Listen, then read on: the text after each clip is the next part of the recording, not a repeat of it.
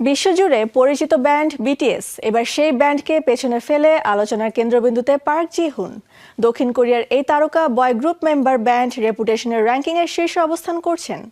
দক্ষিণ কোরিয়ার business research ইনস্টিটিউটের তথ্য বলছে, জনপ্রিয়তার এই দৌড়ে এখন তিনি সবার শীর্ষে। বিস্তারিত প্রতিবেদনে।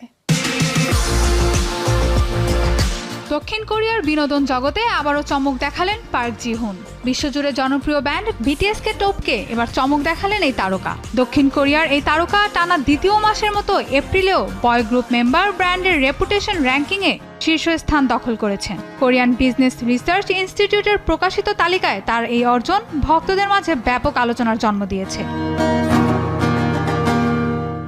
এই র্যাঙ্কিং তৈরি করা হয়েছে মিডিয়া কভারেজ, ভোক্তা সম্পৃক্ততা, কমিউনিটি সচেতনতা এবং যোগাযোগ সূচকের উপর ভিত্তি করে। মার্চের 18 থেকে এপ্রিলের 18 তারিখ পর্যন্ত 755 জন বয় গ্রুপ সদস্যের তথ্য বিশ্লেষণ করে এই ফলাফল